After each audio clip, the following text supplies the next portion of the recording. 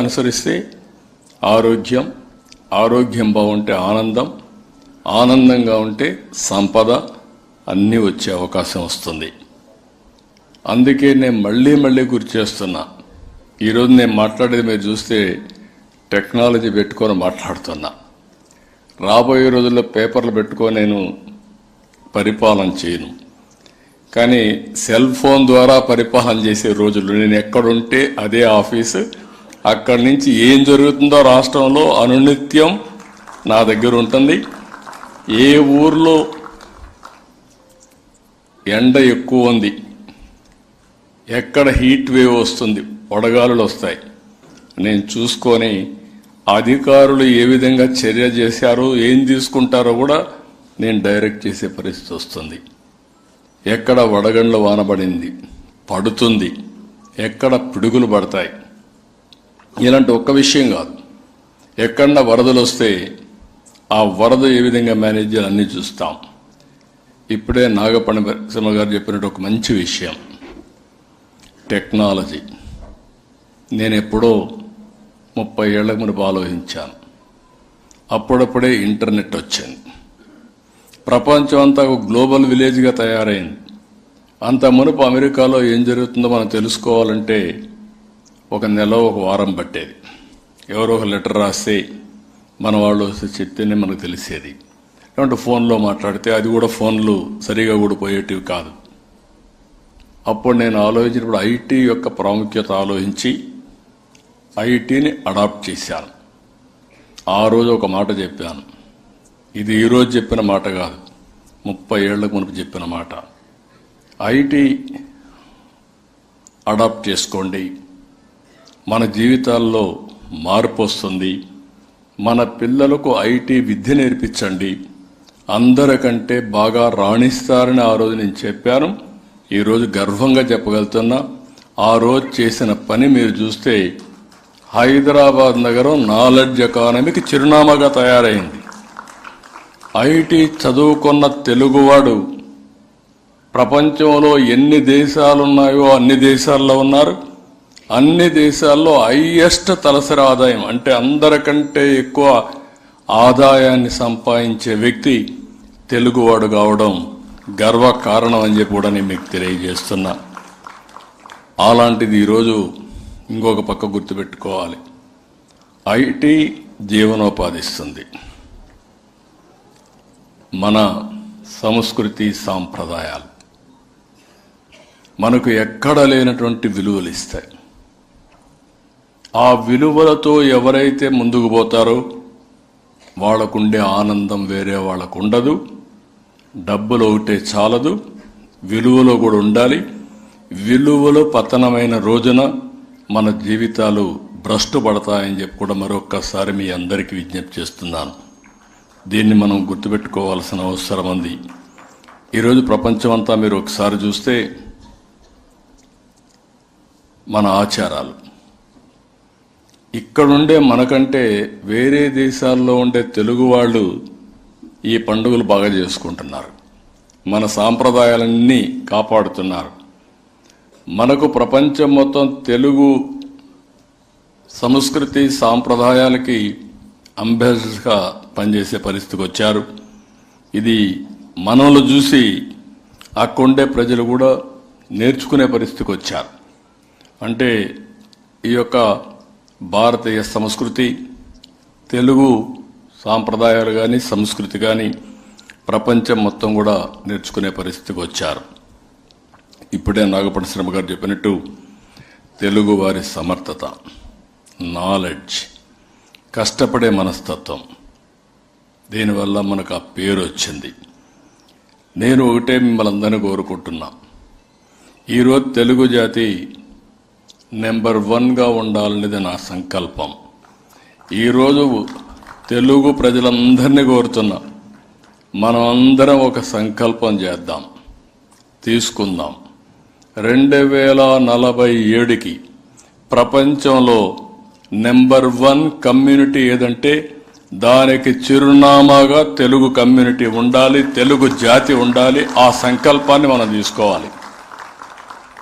అదే సమయంలో ఆ సంకల్పాన్ని తీసుకోవడం ఎంత ముఖ్యమో ఆ దిశగా ప్రతి అడుగు వేయాల్సిన అవసరం ఉంది. అప్పుడు ఇది సాధించే శక్తి మనకు ఉందని చెప్పి కూడా నేను మీకు తెలియజేస్తున్నా.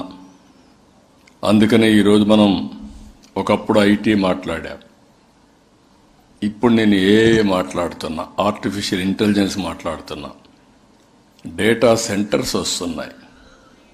అదే సమయంలో ఆ రోజు నేను ఐటీ మాట్లాడితే ఇప్పుడు డేటా సెంటర్సే కాకుండా క్వాంటమ్ కంప్యూటింగ్ మాట్లాడుతున్నాం. ఈరోజు మనం ఆరోగ్యానికి కూడా మీరు ఒకసారి ఆలోచిస్తే, మన ఆరోగ్యాన్ని కాపాడుకోవాలంటే నా ఉద్దేశం మీరు అందరూ కూడా గుర్తుపెట్టుకోవాల్సిన అవసరం ఉంది. ఏదైతే యోగా ఇవన్నీ కూడా ప్రాక్టీస్ చేయగలిగితే చాలా ఆరోగ్యంగా ఉంటాం. అదే సమయంలో మోడర్నైజేషన్లో ఆరోగ్య విషయంలో చాలా జాగ్రత్తలు తీసుకుంటున్నాం. ఈరోజు నేను సంజీవిని అనే ఒక ప్రాజెక్టు పెట్టి ప్రతి ఒక్కరికి మీ సెల్ ఫోన్ ద్వారానే మీ ఆరోగ్యాన్ని కాపాడుతూ అవసరమైతే ప్రపంచంలో ఉండే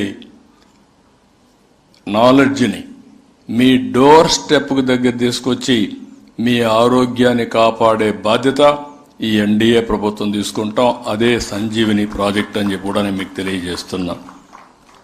ఎప్పటికప్పుడు మీ డేటానంతా కూడా అనలైజ్ చేసి రాబోయే రోజుల్లో చాలా మార్పులు వస్తాయి. అది కూడా మీరు గుర్తుపెట్టుకోవాలి. ఒక వ్యక్తికి పర్సనల్ మెడిసిన్ తయారు చేసే పరిస్థితి వస్తుంది. ఏ వ్యక్తికి ఏ మందు పనిచేస్తుందో ఆ మందును కూడా తయారు చేసే పరిస్థితి వస్తుంది. అయితే మందు వస్తుందని చెప్పి ఇష్టానుసారంగా ఆరోగ్యాన్ని చెడగొట్టుకొని ఆపరేషన్లు చేసుకుంటే భగవంతుడు ఇచ్చినటువంటి ఆరోగ్యాన్ని పోగొట్టుకుని మనం లేనిపోని సమస్యలు తెచ్చుకునే పరిస్థితి వస్తాం. ఈ విషయాన్ని కూడా మనం గుర్తుపెట్టుకొని జాగ్రత్త పడాల్సిన అవసరం ఉంది. ఈరోజు మీరందరూ చూస్తున్నారు, 2024 ముందు, 2024 తర్వాత ఆ రోజు ఈ రాష్ట్రంలో పండుగలు లేవు. ఎవరో ఆనందంగా నవ్వుకునే పరిస్థితి కూడా లేదు. ఎక్కడ చూసినా అరాచకాలు, విధ్వంసం, భయం గుప్పిట్లో మనందరం ముందుకు పోయే పరిస్థితికి వచ్చాం. ఒక వ్యక్తి సమాజాన్ని ఏ విధంగా అతలాకుతలం చేస్తారో అది ఒక ఉదాహరణ. ఆ రోజు నేను, పవన్ కళ్యాణ్ గారు, జనసేన అధినేత, మేము ఒకటే ఆలోచించాం. ఈ రాష్ట్ర భవిష్యత్తును కాపాడవలసిన బాధ్యత మా మీద ఉంది. ఆ బాధ్యతను కాపాడడానికి రెండు పార్టీలు కలవడమే కాకుండా ఎన్డీఏతో కలిపి, అంటే బీజేపీతో కలిసి ఎన్డీఏ ఏర్పాటు చేశాం. మీ విజ్ఞతకి, ప్రజల విజ్ఞతకి మనస్ఫూర్తిగా ధన్యవాదాలు తెలియజేస్తున్న ఈ పండుగ పూట 94% ఏ అభ్యర్థిని పెట్టినా గెలిపించారు. అయితే ఈ యొక్క 21 నెలలు, 24 గంటలు మేము ఒకటే ఆలోచిస్తున్నాం. ఈ రాష్ట్రంలో సంక్షేమం, అభివృద్ధి, సుపరిపాలన, ఈ మూడు కూడా ఏ విధంగా ముందుకు తీసుకుపోవాలనో అనునిత్యం ఆలోచిస్తున్నాం. ఆ దిశగానే పాలసీలు కూడా తీసుకొచ్చాం. నేను ఒకటే ఆలోచిస్తున్నాం, అందరికీ సెక్యూరిటీ ఉండాలి. ప్రతి ఒక్క వ్యక్తికి, ఇంట్లో ఉండే ప్రతి ఒక్క వ్యక్తికి సెక్యూరిటీ ఉండాలి. ఓసారి ఏజ్ అయిన తర్వాత పిల్లలు కూడా, మన సంస్కృతి ఇది కూడా గుర్తుపెట్టుకోవాల్సిందే. మీరు ప్రపంచంలో అందరికంటే ఉన్నతమైన సంస్కృతి సాంప్రదాయాలు భారతదేశానికి ఉన్నాయి. ఈరోజు చాలా దేశాల్లో చిన్నపిల్లలు తల్లిదండ్రులను చూసుకోకుండా ఓల్డ్ ఏజ్లో ఉండే పరిస్థితి ఉంది. అంటే ఓల్డ్ ఏజ్ కూడా అవసరం లేకుండా, ఓల్డ్ ఏజ్ హోమ్స్ అవసరం లేకుండా పిల్లల్ని చూసుకునే సంస్కృతి ఉన్న ఏకైక దేశం భారతదేశం. ఈ విషయం మనం గుర్తుపెట్టుకోవాల్సిన అవసరం ఉంది. అయితే ప్రభుత్వం ఇంకొక అడుగు ముందుకేసి అక్కడక్కడ ఉంటారు ఇలాంటి వాళ్ళు కూడా. ఈరోజు చూస్తున్నాం, తల్లికి ఆస్తి ఇవ్వని వ్యక్తుల్ని, చెల్లెలికి ఆస్తులు ఇవ్వని వ్యక్తులు. అందుకే నేను ముందు జాగ్రత్తగా కుటుంబాలను కలపాలని చూస్తున్నా. అందుకే మీరు ఒకసారి చూస్తే, విడిపోతే నేను ఎక్కువ బెనిఫిట్స్ ఇవ్వను, కలిసి ఉంటే ఇంకా అదనంగా బెనిఫిట్స్ ఇస్తానని కొత్త సాంప్రదాయానికి శ్రీకారం చుట్టాం. పెద్ద కుటుంబం సుఖ సంతోషాలకు నాంది. అదే మరి చిన్న కుటుంబం ఒంటరితనానికి లేకుంటే సమస్యలకు కూడా నిలయంగా తయారయ్యే పరిస్థితి వస్తుంది. ఈ విషయం మనం గుర్తుపెట్టుకోవాల్సిన అవసరం ఉంది. మనిషి ఎప్పుడు కూడా మన పెద్దవాళ్ళందరినీ మనం చూస్తే ఒక ఇంట్లో 10 మంది ఉండేవాడు.